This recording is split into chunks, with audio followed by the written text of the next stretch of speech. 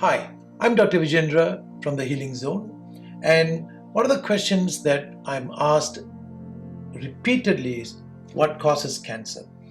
Now, cancer is a disease that has got multiple etiologies. In fact, we may say it's a multifactorial reasons why normal cells become cancer cells.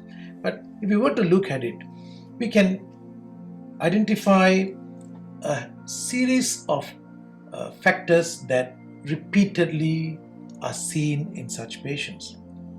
Now, one of the problems is in the area of nutrition.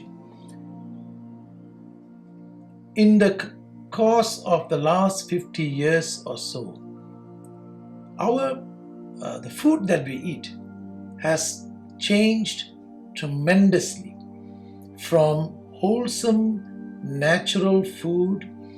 Our consumption of large amounts of industrialized farmed food, farmed poultry, and the heavy processing that goes into such foods, the additives, coloring, preservatives, and many other reasons that are introduced in this food production cycle leads to markedly diminished food quality.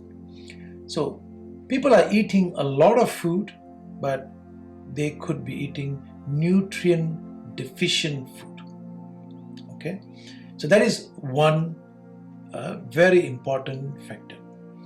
Now, of course, what comes in the food in terms of chemicals and poisons also interfere with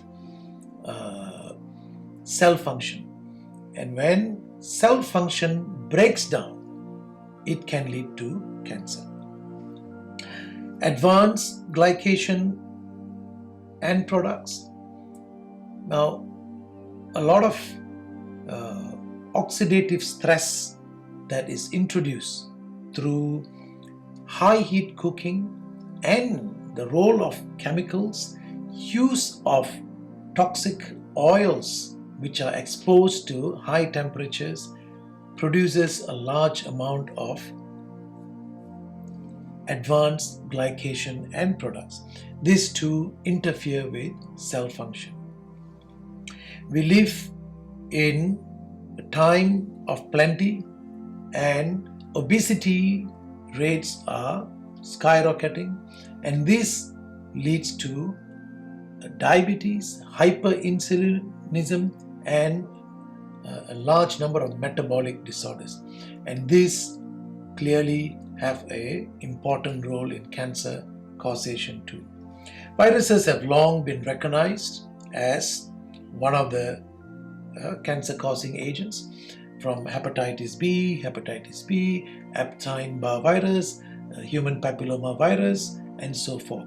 So these are important etiological factors, and by identifying and eliminating such viruses, we can assist the patient's recovery. Apart from viruses, other microbes, both bacteria and parasites, are also etiological agents in cancer, and treating those will help the patient recover too. External toxins. We produce something like 80,000 different kinds of chemicals, and more are being produced all the time, and billions of pounds of these chemicals gets into our air, water, and food system. These together damages our body, and a damaged cell can end up becoming a cancer.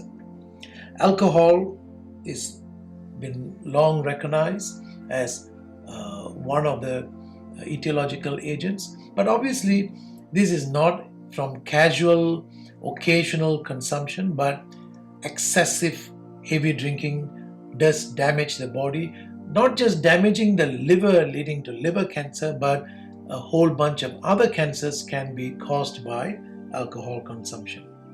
Smoking again has a strong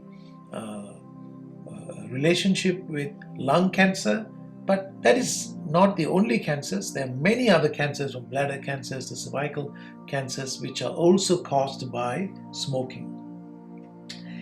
We live in highly stressed times because of the modernization of society, from financial stress, interpersonal relationships that have gone bad, work stress, and so forth. This is one of the most important causes of disease in our generation.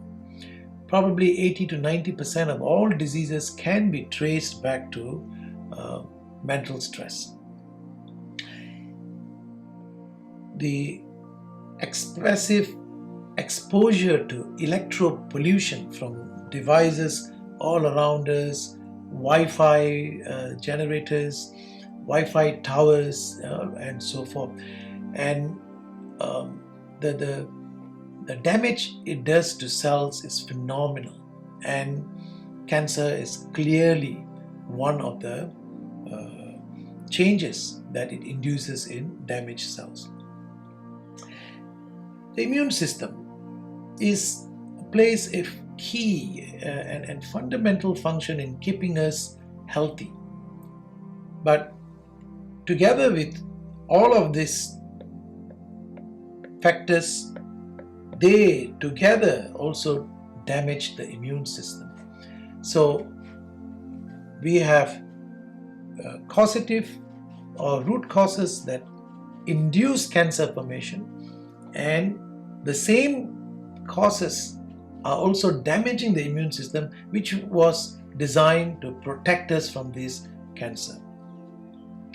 This is important because in conventional oncology, the most offered opinion for cancer cause is genetics. Genetics is not within your control, but these factors are reversible. We can do something about these factors, and this should empower you to change many things about your lifestyle, which can help your body recover. So, knowing the root causes would help you address cancer more comprehensively. Thank you.